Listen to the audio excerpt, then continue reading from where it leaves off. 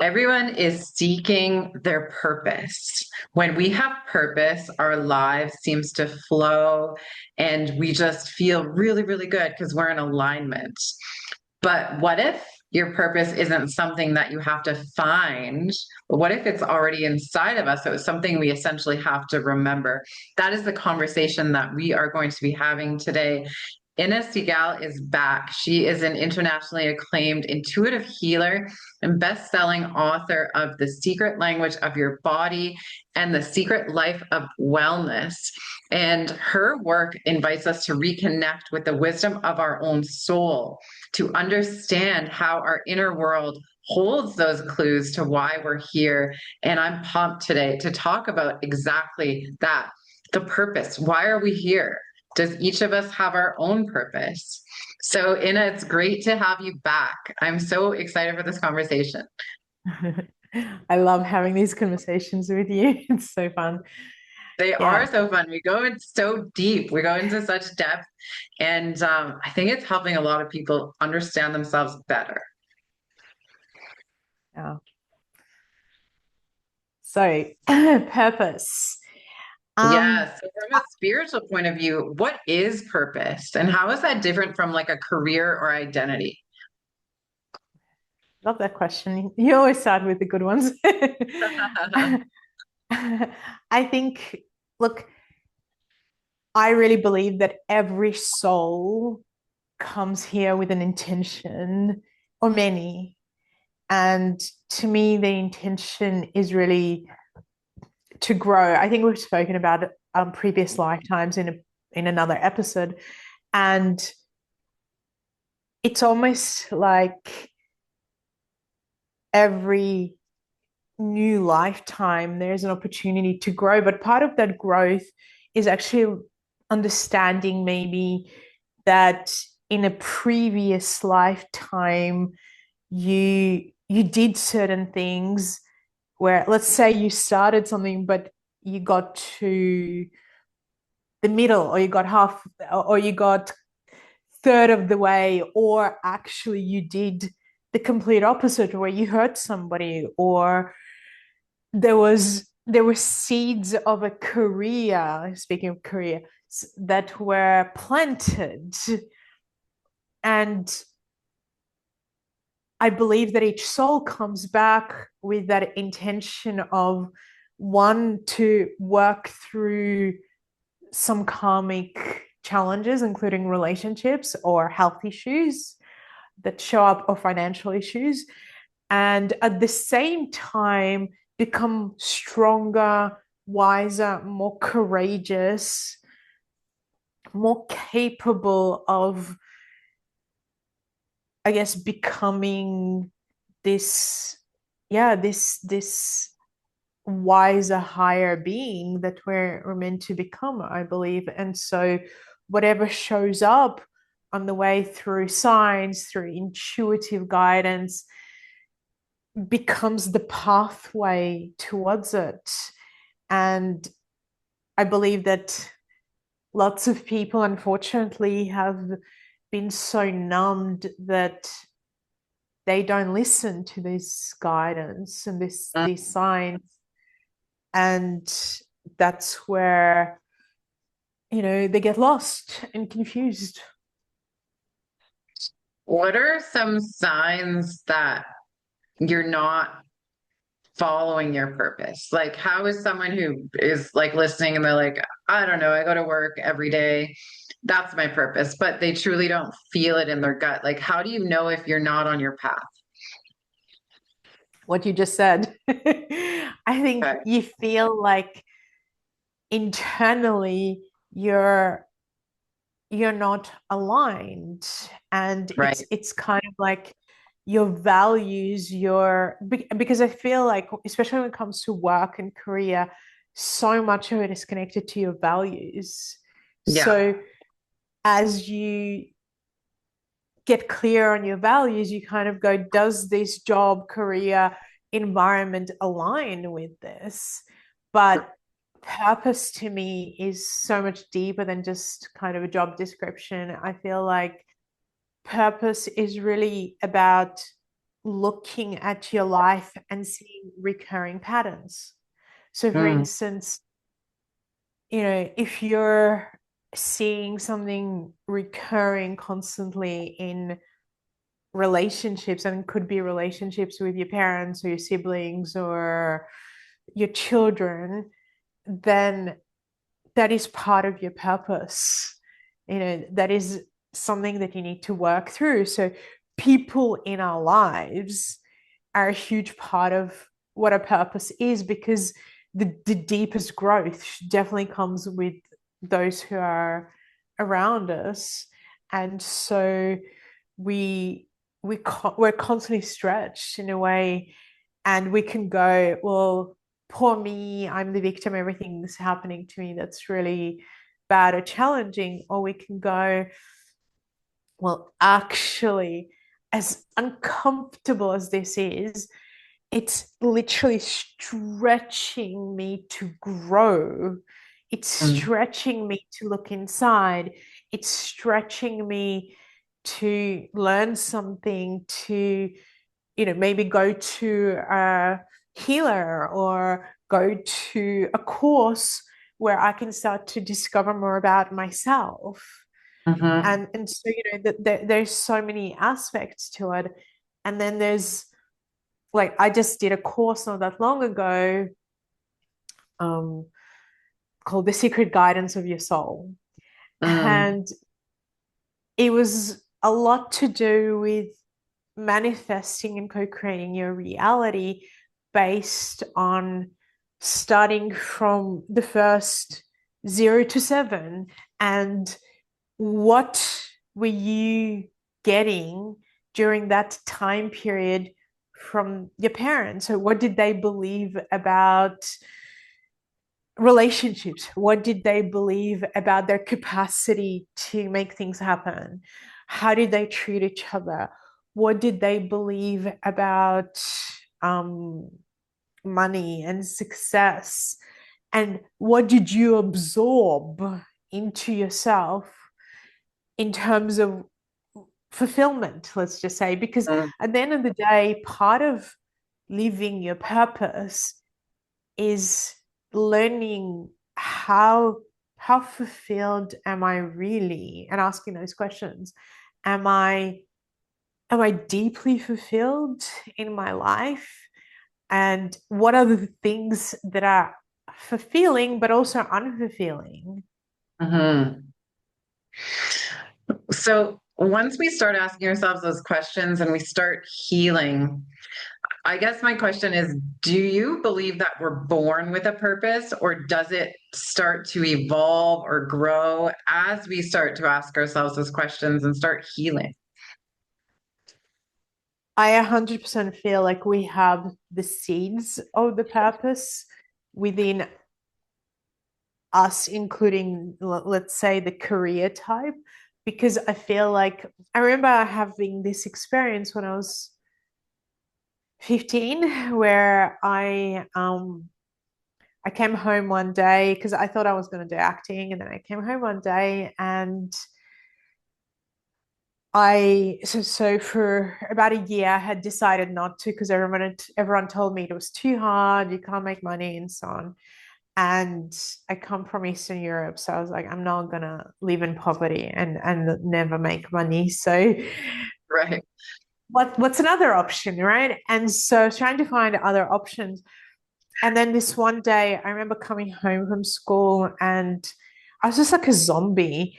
And I was doing dance, and somebody this lady gave me a book, and we didn't have card decks or anything then, or I didn't even know that they existed. So I remember just going, I need a message. I need a message.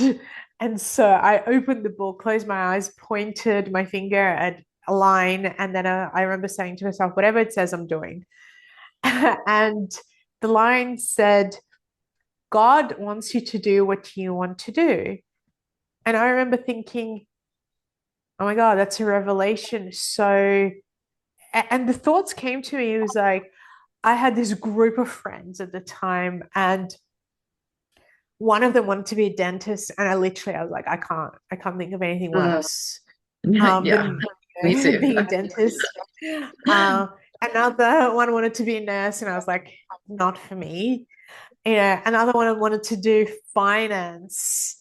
And I was just like, um, why is it that they all want to and genuinely feel inspired to do those things, or accounting or whatever, dance, or and I really want to do acting and writing, and none of my friends wanted to do that type of combination. No one was really excited about writing. They were more like, "Can you write my essay for me? Can you, do some work for me?" But it was, and it came to me. It was like, whatever, especially during those teenage years, whatever is inside of you, it's almost like it's pulling you and you can just ignore it. And, I was doing a podcast about parenting recently, and I was saying how so many parents have an agenda, and their agenda is, I want my child to be this. I remember my Right. mom said to me, I think being a pharmacist is a really great job. And I looked at her like she was crazy. And I was like, unless divine pharmacist or something, I don't know what planet we're on for you to say that to Yeah. me, because I have zero interest in that.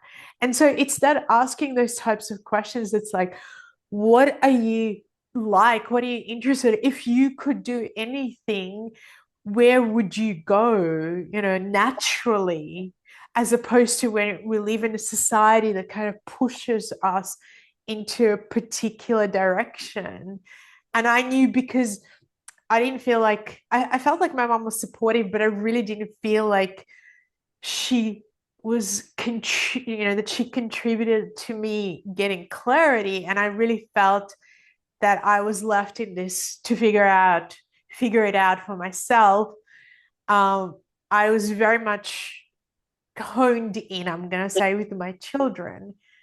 That's why I can definitely say that I remember watching them from when they were about 12 and going, so what do you like? What do you want to do? What inspires you? For years, and getting a Right. sense and feeling like they were both very creative, but they were very, very different in their creativity. Uh-huh. So, my son was much more like, give me a camera. I want to walk around with a camera. I want to direct. Oh, look, there's a light. Oh, I see this. Oh, I want to, do that, this type of thing. And very much kind of like, I think when he was maybe 15 or something, he went with a friend of his and my daughter, with Anne, um, to, like, through all the different streets where there were beggars where we lived. And he went and bought sandwiches and bread, and then went around and trying to, like, gather information. And he would talk, just, he didn't have an issue coming up to somebody on the street and having conversation in that sense. But then he'd also be quite internalized inside. So people would go, he seems very shy, but if it interested him, he would just go and explore. And he had no fear of it, no fear of people. That's He'd be interesting. sitting on the bus, and just all of a sudden he's got all these friends that are from, let's say, the Aboriginal community, and he's going and exploring things with them. So it Right. was very much, I want to know cultures, I want to understand things, I want to know. Whereas my daughter was not like that at all. She was like, I want to dance. I want to go to an acting school, but I want to paint. I love art. But she wouldn't go out and do those types of things. She was much more insular, much more like, I'll do things with my friends, but I'm not going outside of that, bit of a comfort zone. She had to eventually, because we kept moving, but it was that sense of, oh, she's much more gentle. So my son started his own business when he was 20 or something, 19 or 20. And prior to that, he traveled the world and he was filming all sorts of things and going on to sets. And I couldn't believe it. I was like, I remember having a conversation with him one day. He was working for a company and he's like, I'm quitting, mum. And I said, why? He would have been 20 maybe or 19. And he said, because I can make so much more money doing what I want to do myself. And I remember thinking, you have no idea what it means to run a business. And then he Mm, started, and I was like, I actually don't know how you're doing this. Can you help me understand? How are you getting work? How are you getting people to hire you and so on? So it's really interesting was my daughter's like, no, I'll work for someone. I will study. There's no rush. I'm going to have fun. I'm going to enjoy my life. So everyone's so different. And I think it is really, really important to support that. And I remember a couple of years ago, my daughter said to me, she might have been again 19 or 20, and she came to me and she said, why don't you push me? And I said, what do you mean? And she said, why don't you push me to do things and like to get into my career? Why don't you do that? And I said to her, because I didn't think you were ready to do that. I don't think it's for everyone. I think for you, you need to find yourself more. You need to enjoy life. You need to have fun with friends. And when you're ready, then you'll know and I will mm, support you, but I'm not pushing you because it doesn't work for you. You don't have that character to be pushed, yeah. as opposed to my son, he does. It's interesting how society makes us think that there's like a timeline we have to follow when really it's like our soul is communicating to us. Like it's exactly that. It's like we're following what we actually are doing and there's no right answer. Um, how does the soul communicate purpose through the body, emotions, or intuition? Like what are some things that the soul does? Or yeah, how does it communicate? It communicates through, firstly, your likes and dislikes. So it Mm, kind of goes, I'm drawn to this. I like this. I need to learn from this or stay away, or numbness, like, oh, this doesn't feel right. This is when you feel depressed, numb, anxious, you're not quite following, right? Because there's probably lots of ways that you're being guided, but you're suppressing. And one of the things that people do is they jump ahead, like really ahead. So they go, I want to be there, but I don't know how, and it's scary. As opposed to, well, hold on, the soul's journey is the whole big picture, right? And there's parts that are exciting and there's parts that are not. And there's cycles that you go through. So, for instance, for a lot of people, cycle one is learn. You actually have to go somewhere and learn, and they also go, like, I remember giving people this example quite often that I had to actually go to an acting class and to be where I am. Not because, even though I thought I would do acting as a job, you don't fully know that. So you actually have to follow the bits and pieces that you're given, right? And that's what most people don't recognize. They go, oh, if I'm being guided to acting, I must become an actor, otherwise I right. failed, right? As opposed to, well, actually, I had to go to these acting classes, one, to get confidence, to be able to put myself into somebody else's shoes, three, to learn how to do things in terms of movement and acting techniques that I then later employed in healing, that made me quite different to how other people taught. I Right. had to, meet my first husband there, who opened the doors to alternative healing for me. I had to fight, people who didn't believe in me in order to write, because I ended up interviewing some, people and writing for magazines that, like, I had to learn courage. I had to learn to step outside of my comfort zone in that sense, and to what does it mean to express and be creative. And so, but it didn't end up in doing acting as a job. I did a few little things when I was younger, but without it, I wouldn't be here, right? I wouldn't be doing what I'm doing now and teaching the way that I'm teaching now. The same thing I can say about my second husband, who ended up being covert. I'm gonna give it this name because it's like a covert borderline slash psychopath.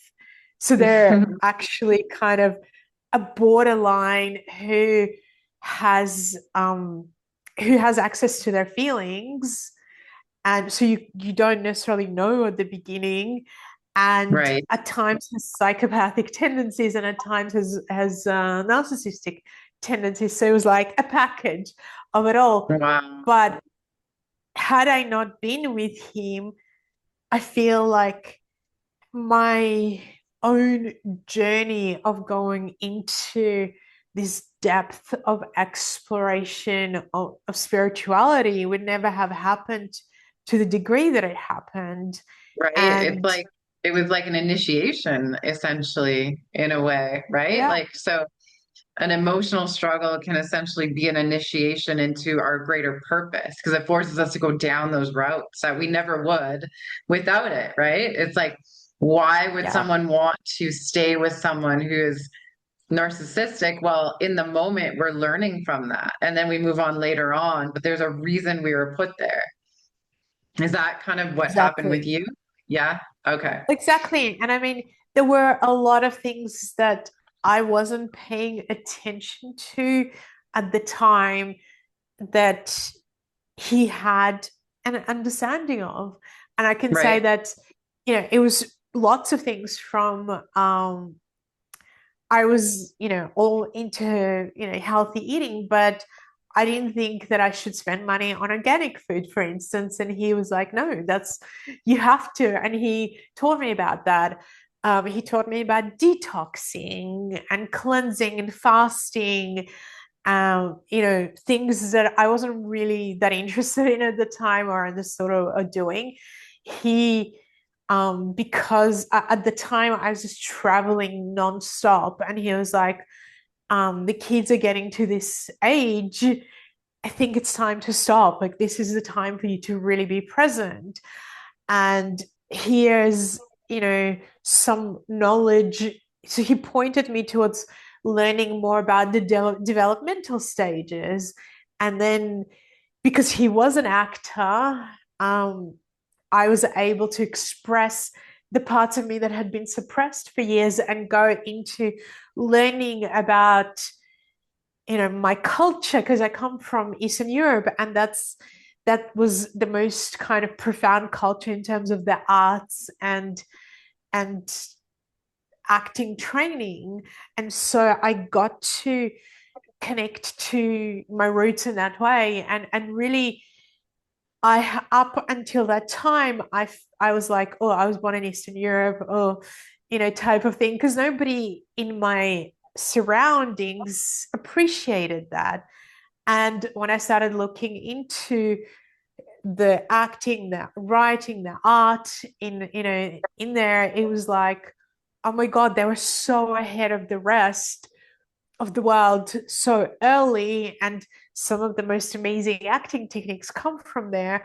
And it just gave me that sense of pride into, oh, this is where I came from. Well, why did I come from there? What was it about? Which is part of your soul's purpose, is putting the pieces of the puzzle together and actually going, this is why I am who I am, instead of just ignoring yourself and living in the world like just pushing through struggles, but not consciously. And so it Mm-mm. was this conscious, oh wow, I can embrace and take that part of me back. And now what am I capable of? And so my teaching evolved, my own depth, my own spiritual journey, how I live, and think on a daily basis, how I was bringing up my children. So all of these things is part of your purpose, meaning you stretch and grow is what the soul wants. And you go, oh, if I look back a year ago, 3 months ago, I'm not the same person that I am now.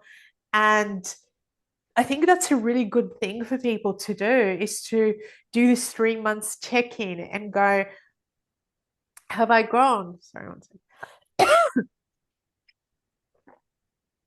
I think the checking in on the growth, and we can feel if we're not on our path. But I had a question for you. I know you had to take a sip of your water, but if we're so off our path, will the universe bring us back to our path? Well, the way that I say this to people is that there's all sorts of ways of doing this and getting to what you're meant to learn. And you can do that consciously, which is the easiest path. And I kind of feel like life is challenging enough. So if I can choose an easier path in that sense, I would rather than if you ignore and ignore and ignore, then you will learn from a different perspective, but it's always painful, like super painful.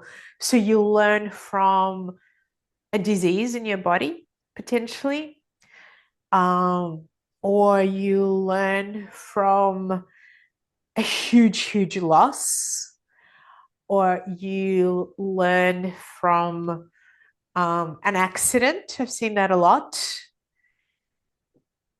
And if you don't, you will continue in this way, and there will be, a kind of balancing, I'm going to say, in the spiritual world, which then basically means that in the future life, you're going to be born in a much more difficult into a much more difficult circumstance. So you don't get away from it. It's kind of like the more you ignore it, and I mean, there are people that are doing crazy things right now that were never done before, that where you can kind of totally go off path. So if you're taking drugs all the time and you spend your whole life, on drugs, then there is definitely a possibility of that. Or I read this recently and I don't even know how to take this, to be honest. And this is not the first time I've read it, I'm going to say. The fact that this is happening over and over again, especially in Canada, I think, where if somebody is in their 20s, I don't know, 26, 27, 28, and they say, well, I have depression, I have a mental illness, I have, ADHD or whatever, I have all these issues, it's too hard for me. I'm going to choose to take my own life through assisted suicide. Right. I mean, you can definitely, definitely take yourself off purpose in that way. And unfortunately, there's such limited education about what really happens to people when they do that. And it's not about fear or, putting kind of something saying, oh, well, you said the easier way. Well, I mean, easier way for the soul. Like, you are not allowed to take your own life. That is against kind of divinity. But if you don't believe in it, which we're coming into that place of where, we're not no longer aligned with the belief that we are divine in some way, which to me is absolutely crazy. It's like, if you just look at your body, if you just look at the fact that you can speak, like that just that in itself is incredibly amazing, that your eyes, I was listening to a lecture. I do these things, trying to understand all the layers of the eye, and it's just mind blowing, absolutely mind blowing, just taking your eyes and the fact that you can see, and all the parts that are connected, and how it's connected to your brain and your ability to think and all of this stuff. How can that just be created? Like, how can that just come from nothing? And, Yeah. not have anyone, like any divine interaction with that? It just blows my mind. Yeah, absolutely. There's so many things that we don't know that are affecting. everything that we're doing. So what are some, I have to ask, and I'm sure the audience is going to be super curious, what are some of the things that you believe happen if we take our lives too soon? Um, well, I think we should do another podcast on this because it's too big to just kind of say. But I'm just going to say that the only thing I'm going to say around this is that from all my research, and if you could see behind, I mean, not behind me, but sorry, in front of me, um, I have this massive bookshelf, bookshelf that is, huge. And on it, I have countless books that talk about spiritual, what is a spiritual journey. And they're not new agey in the sense of like they're not, oh, somebody channeled this. This is from kind of like the mystery schools. This is something that has been hidden from us, and for thousands and thousands of years, people have kind of compiled it who were initiates. So speaking of initiation in these mystery schools, and spoke about it. But I also have um, books from people, from mothers who lost children to suicide, I'm going to say, and were able to create a relationship with the soul and a connection, and could kind of go through this journey of understanding what happened to the child. Also, books where people had tried to take their life and actually experience what that looks like in not going to the actual spiritual world, but going into the world connected to that, and the struggle and suffering they and the hell. Like, so when we talk about hell in that sense, it's not like, oh, there's hell and there's, what we've seen, but it's like the hell that they talk about is being so disconnected, being stuck, being in a place of suffering and darkness, and not realizing, the last thing I want to say about this, not realizing that we have subtle bodies, right? So we have the physical body, and the physical body actually protects you from feelings, especially when these feelings become really big, which is why somebody would take their life. So it protects you from that place of going, it's like, imagine just having feelings and no body to kind of suppress it. And we were Right. talking before we started this, people suppress it through all different ways: food, alcohol, cigarettes, whatever it is. There's, so many ways to suppress it, and drugs. So what if you had no capacity to suppress, and the soul is connected to this astral body, which is your emotions, and now you take everything away that can numb or push things away, and you feel it all, and it's kind of like, expansive and mind-blowing, and you can't run from it, and it's constant, and you don't have the body to do anything to push it down. And you also, at the same time, you're aware of how you've affected the people who've been left there. Wow. Yeah, that sounds pretty intense. So, there's a yeah, it's intense, it's painful. Yeah. Yeah, there's so much unknown, yet there's so much insight into that world with, like you said, the books that are being written and the work that you're doing. Um, so do you believe purpose is more about who we are being or what we are doing? Because I think a lot of people are confused by that.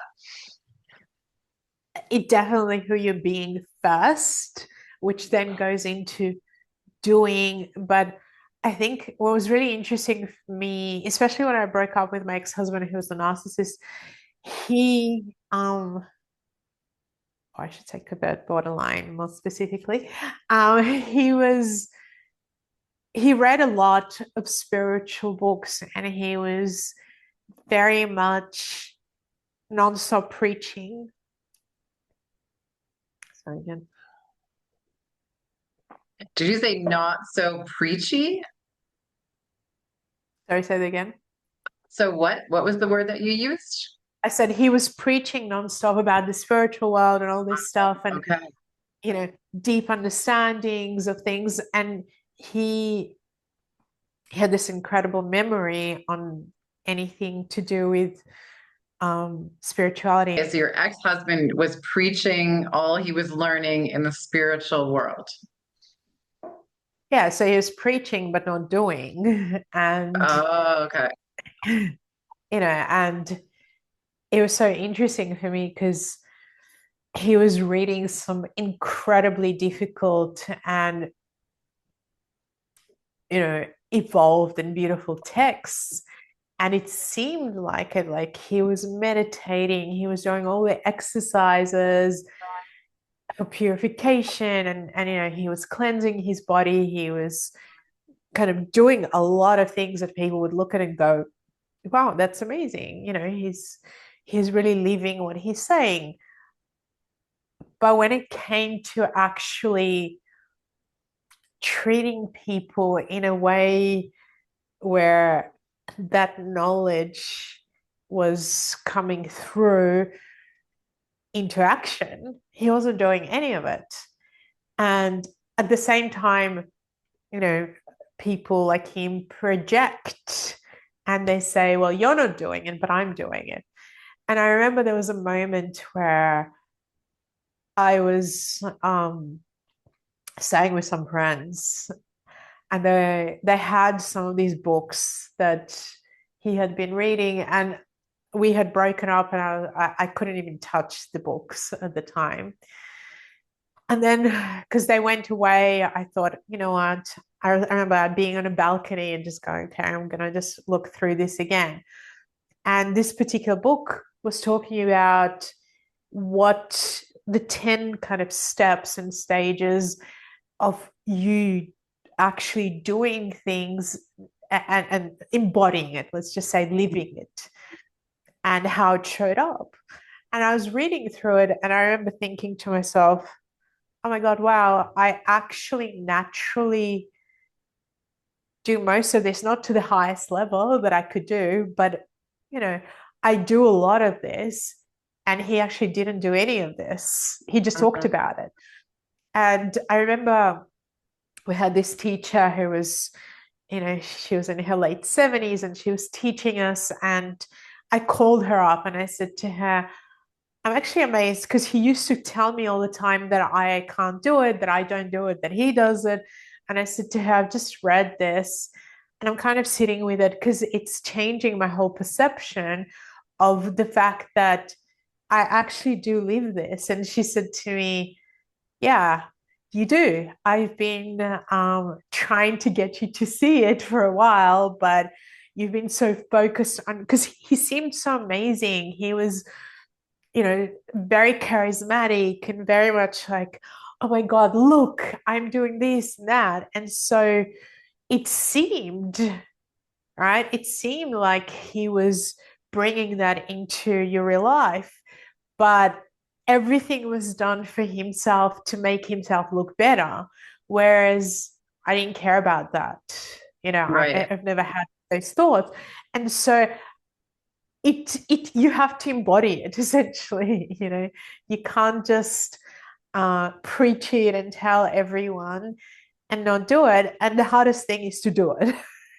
Yeah. I mean, if you're not saying what you're doing or doing what you're saying, the integrity piece is key. Like if you're saying you're going to do something and you don't do it, that sends a big message to the universe. Exactly. And I also think that, you know, part of purpose is that there's going to be struggle. There's just going to be struggles in your life.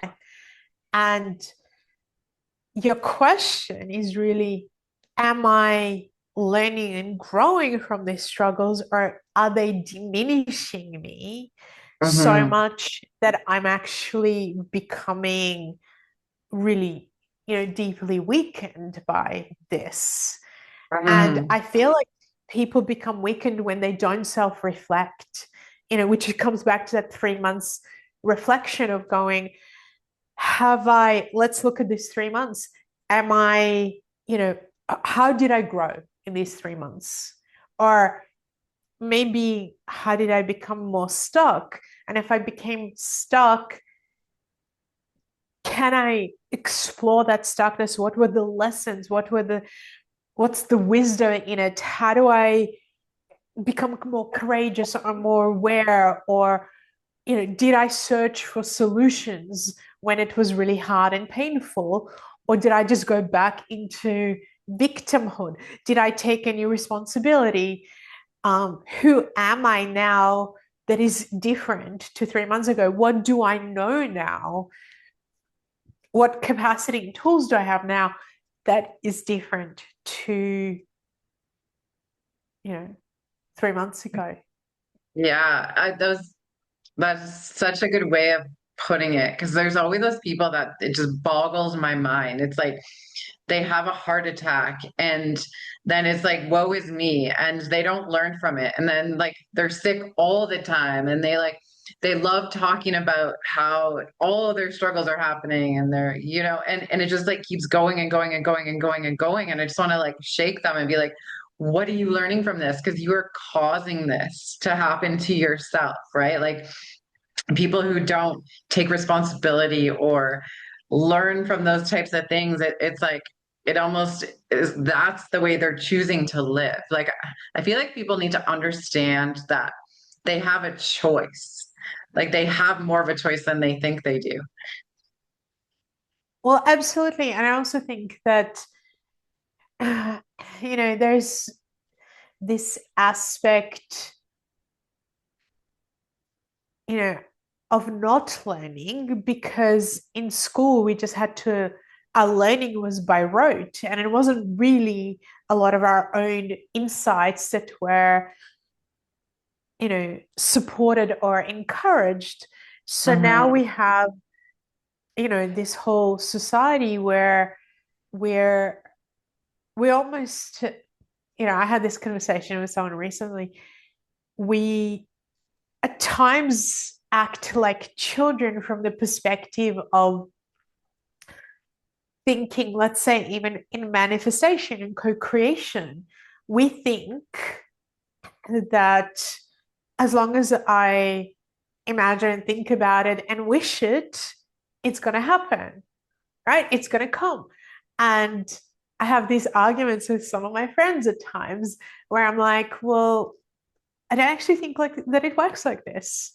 I feel like it's so much more of a resonance. And sometimes I'll say to them, look,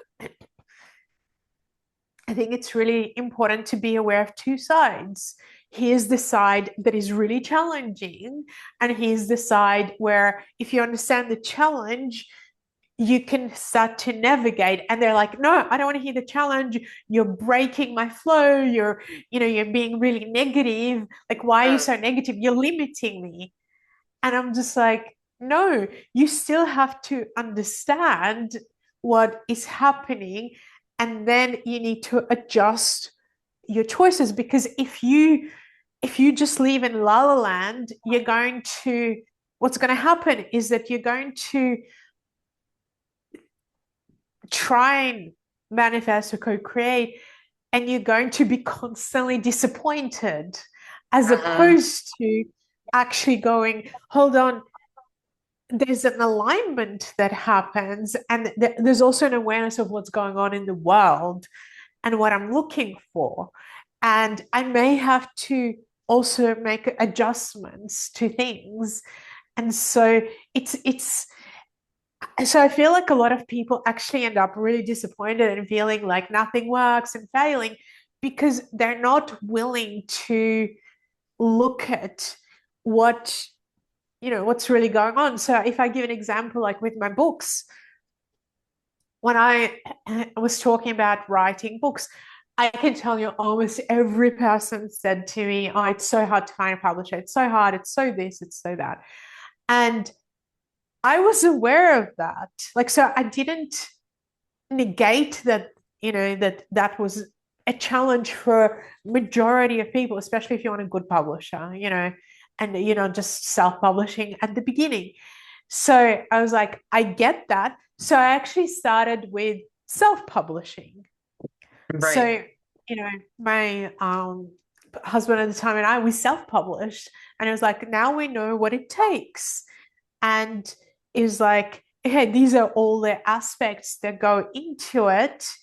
And now I know what it means and I can do it. So I'm not desperate, right? I'm not desperate because I know I can publish my own work if I cannot find a publisher.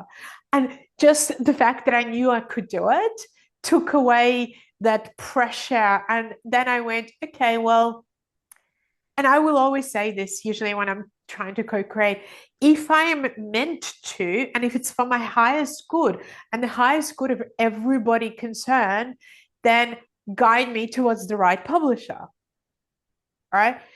At the time, and it may not be the perfect publisher that I want, but guide me towards the one that I can get at this point in my life, so that because I understand things can be stepping stones. And in my own self, I was like, well, I feel because I listen, I'm going to recognize the right publisher for my book through, with more ease than other people because I know what I'm looking for. And so then like when I had The Secret Language of Your Body, I remember it was published by an Australian publisher and he did something that challenged me, let's just say. And at that time, I was like, you know what? It's time to find, publishers worldwide, not just be reliant on him because I don't, because we're challenging each other and we disagree on certain things. Not that he was bad or anything, just we disagree on certain things. And I was like, oh, that's my message, right? So most people go, oh, woe is me. And I was like, that's my message, to find a bigger publisher that I want to work with. So that's how I took it. And so then I was like, okay, so now in order for me to know, and this is, I think your question was, from the beginning, I'm going to, I'm going to ask the universe for help to show me signals that tell me that I know, because I'm creating this relationship, with my angel, with my soul, with other higher beings. So I went, okay, so show me how to do this. And I ended up connecting to a few publishers. I was traveling a lot at the time. And in my mind, I wanted them, but in myself, I was like, something does not feel right with them. Just, it doesn't feel right. And I remember Mm. speaking to one of them, and they were like, so, how are you going to promote it? And what are you going to do? And it felt like I had to beg them and convince them.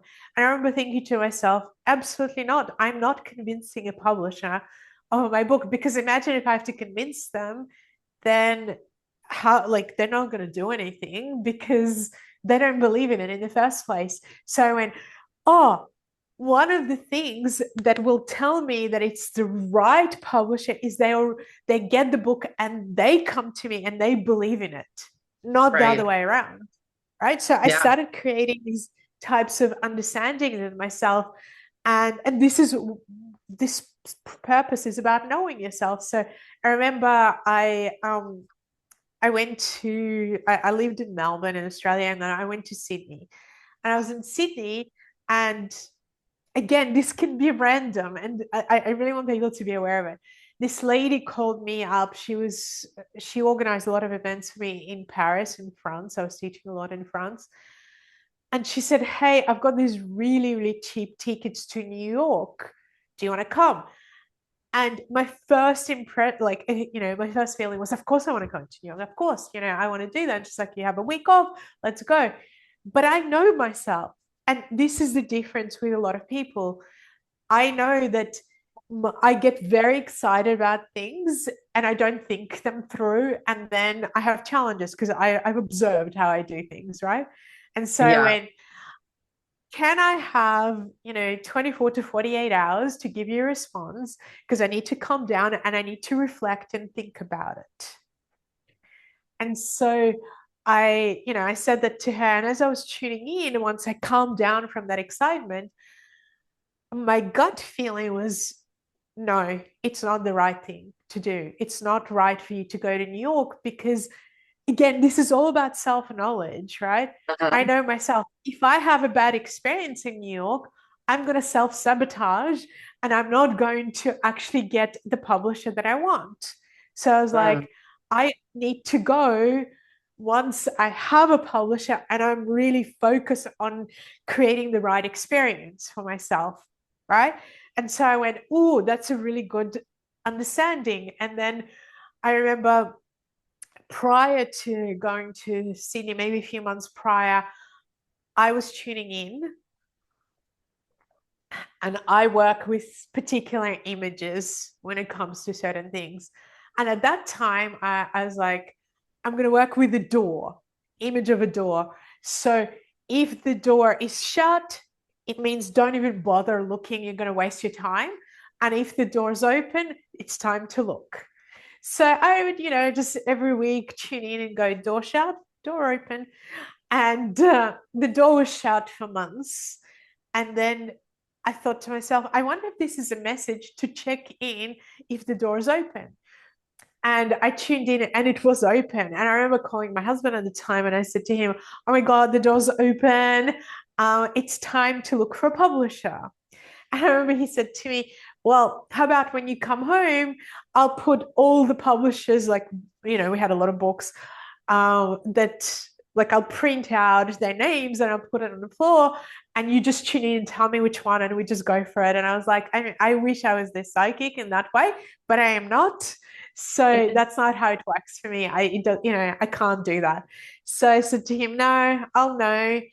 And again, I was like, okay, so there are higher beings, spiritual beings like my, guardian angel who knows things about my soul purpose that I don't, that holds the threads of my purpose. And I'm going to ask for help. And I said, okay, so for me to know, because I'm human and it's easy for me to miss things, I need like a bell, literally. I need a bell to go off in my head to tell me that this is like I'm on the right track. So that's that, now that you've shown me the doors open, I'm gonna take action. But the next thing is the bell going off in my head, literally. So a week later, I was at home and the phone was ringing. And I was like, oh, I never pick up the phone unless I know who it is. I just, have Mm. this thing about the phone. Me too. And at the time, right, yeah, it was a home phone, and I was like, oh, it's ringing. No one's picking it up. And I'm right next to it. And I thought, all right, fine, I'll pick it up. And so I pick up the phone, and this lady says, oh my God, wow, I didn't think I would speak to you. Hi, Ina. I'm wondering if I can order 20 of your books because I do Reiki and I love your book and blah, blah, blah. And so we're having this conversation. And then she says, oh, by the way, is your book published in the US? Which was my focus. And I said to her, no, but I'm looking for someone. Do you know someone? And she said, yes. And the several years before that, the book Secret was published by this particular publisher. And she said, oh, have you heard of The Secret? And of course, it was everywhere at the time. And I said, yes, of course I have. And she said, well, it's the publisher who did that. And I'm good friends with them. And I think they would love your book. Can I send it to them? And I said, yes. And as she was speaking, this bell was going off in my head. And then she said, why don't you go downstairs? Because, well, why don't you go? She didn't say downstairs. She said, why don't you go and look at your laptop or your computer, which was downstairs for me. And so I went and looked at it. And the website of this publisher literally came out of the Mm. computer. I remember saying to my husband at the time, oh my God, this is it. This is it. Yeah, it's And then, absolutely. amazing how the Yeah. nervous system speaks to us. Like our nervous system will literally speak to us. And when something is right for us, it just, that feeling, there's nothing more beautiful than that feeling of just like full embodiment, like every cell in your body is screaming. Yeah. And a few months later, this lady, her name was Cindy, she called me and she said, Ina, I've I took your book to work. I read it, I used it. Um, Lots of people have used it in the office. It's amazing, it works, and I want to publish it. And Wow. I was like, yeah, you know, Hmm. so there's many different ways to listen. And I think what people need to do essentially is to go, how can I know myself more? I think it starts from that. My purpose is to actually get to know myself and get to know what I do that can be self-sabotaging, what I do that can be empowering. Because I can tell you that when I ended up going on tour to the US, it was magical. It was almost like all the pieces were coming together, and it was just everything that I had wanted to experience from a publisher. Uh, it just came together, and I was like, wow, that's because I didn't just go, eeny, meeny, miny, mo, here's the one that I'm going to try and push for. I worked with, let's call it my soul meets my, guardian angel meets, higher beings to go, what is the best for me and for this book and for people? Hmm. Show me. And I'm not rushing. I'm not trying to, bring the wall down. I'm just trying to understand and work in alignment with what I'm feeling and take steps towards it. Yeah, that's a huge lesson for people to learn is patience part and like waiting for the right time. Because again, our society tells us that getting to the next step is the most important thing and chasing that next best thing. But to stop and listen and to understand that we may have a vision, but we don't know how long it's going to take for it to come into fruition. Like to have full belief in it. That's what manifestation is like the belief in it, the coherence, the embodiment, but we unfortunately can't choose timing. We can't. And I also think that when you know the challenges, I'm going to say you can adjust and work through it and start to go, like, how does this work for me? And what would I do? And how would I do it? And this is what other people are saying that they're experiencing. So, how do I get clarity, in myself on what to do and who can I learn from and where can I go? And and we live in a world where we can learn now. And so am I willing to invest by seeing what's out there? Am I willing to go, okay, well, if this is not what I want and this is not what I want, and what do I want? And what are the actual healthy, real steps towards it that are the most likely, and does that feel aligned with me as opposed to chaos, where people just go, well, I just want this to appear out of thin air, as opposed to, well, no, it's the same. Again, if I bring it back to my book, people go, well, how did your book become a bestseller? How did it get to number one in so many different countries at different times? In terms of the category of, health, alternative health, and well-being. And it's like, it didn't happen from nothing. I can tell you, it didn't just happen because I gave the book to the publisher. It happened because I invested a huge amount of time. I had people that I paid who would call every bookshop. I had that, my ex-husband did that in Australia. He literally called every alternative bookshop in Australia. He would just do that, and I'm very grateful to him for doing that. That was my first husband, not the narcissistic one. But when I was in America, I remember launching the book. Again, we paid people to do that. I was working with a publicist. I paid a huge amount of money to the publicist. I traveled, I had to pay for my own travel. I had to, like you said, believe in myself and invest and trust that this is what I believe in. This is going to be long term. I went to countless cities. I did talks. You know, it didn't happen because I just wished it to happen. Yeah. I made friends with lots of people. I remember, my first tour, which was, maybe 9 weeks or something. So 9 weeks, I went away from my children and traveled, and my mom came to some of it, and I was literally on the phone, 8 hours a day. I remember whatever we were doing, she was like, "Please, just get off the phone." And I was like, "I can't because I'm making connections, and it wasn't from nothing. It took a lot of effort."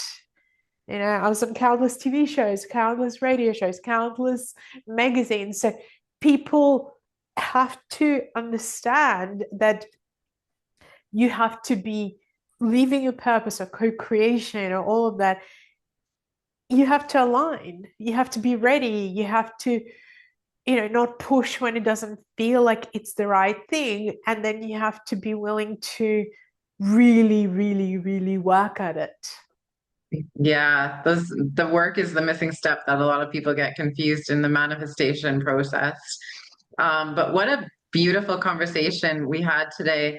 The last question I want to ask is for people out there who feel maybe they're a little bit behind, they feel like they're behind, confused, or really disconnected. What would be a gentle truth that you would want them to hear today? Well, purpose is actually completely not dependent on your age, right? And at any moment in time, you can decide that you want to discover it. And I can say this because one of my really good friends is in her 70s. And a few years back, she was depressed. She was not doing well in her life. She felt like her life was a bit meaningless. And I said to her, "Hey, I've learned some stuff, and there's this really interesting business that I'm not going to do myself personally, but I think it's to do with this particular health product, and I've tried a million health products, and you know what? I have tried it for 2 years. I think it's absolutely amazing. And I think you should look into it. And I'm not trying to push you into doing the business because I'm not doing it myself personally. I just love it and I think it's great. But there is an option to take that on board and explore it." And she did, and she's become super successful. And she's traveled, to countless countries with it. She lives it. She's about to do another tour. She has a team. She says they like her family that she's built from doing it. And she was in her 70s, kind of, really, really struggling with different things that were happening in her life. And she's gone, she has a lot of issues with her family. And she's gone, "You know what? This, I live this, this is my family. The people who I work with are my family." So it actually, doesn't matter what age you're at. And I remember I said to her, "Hey, well, there's also opportunities, can I point a few things out to you?" And I gave her my ancestry healing cards, and she was like, "Wow, this is really deep." And then I said to her, "Well, let's just talk through some of the things that are coming up for you, that this business or relationships or anything, that in our lives open up that you need to look at. And this is why people are reacting to you in this particular way. And this is a huge part of your growth. So even though business is great and money and all of that, I'm like, look, all these opportunities that you wouldn't have to grow any other way." And so I actually really encourage people to go to my website and explore the masterclass that I did on your soul's guidance, right? Because I really go into a lot of kind of ins and outs of how we get guided or blocked, I'm gonna say, through different stages of development, different archetypes, and how we can open ourselves to, for instance, the seer archetype that guides us, right? That literally kind of goes, hey, I'm like, this is where your intuition awakens. And as you create a relationship with it, things start to open up. And I want to say, even in this masterclass, which is only free for a short period of time, because I want people to have access and to take away excuses. The people who did the masterclass, and there were thousands and thousands that did it, the feedback that I was getting from the processes, because there's two processes that come with it. One of connecting to this kind of this opening of this vision as well. They were, and then manifesting, co-creating, and so on. They were saying that they just could not believe the insights and the understandings that came to them, and the next step in the journey and the alignment is pretty amazing. So yeah, the secret guidance of your soul. Yeah, just really encouraging people to take action. Don't just sit with it and suffer and struggle, no matter, even if you're 90. Even if I literally have students who are 90 who are doing this course. Nice. I love So that. There's never like there's time is like it's so weird how society gauges time and that like people feel like because they're 50 years old they're running out of time.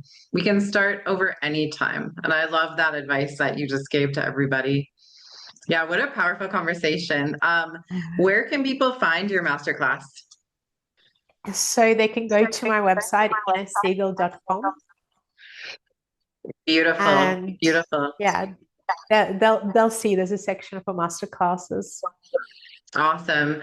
What a great conversation. Thanks so much for being here. It's so good to see you. I look forward to the next one. And yeah, just always insightful. Thank you. And to our audience, check out Ina Segal's website to find what your purpose is. Until next time, take care, everybody.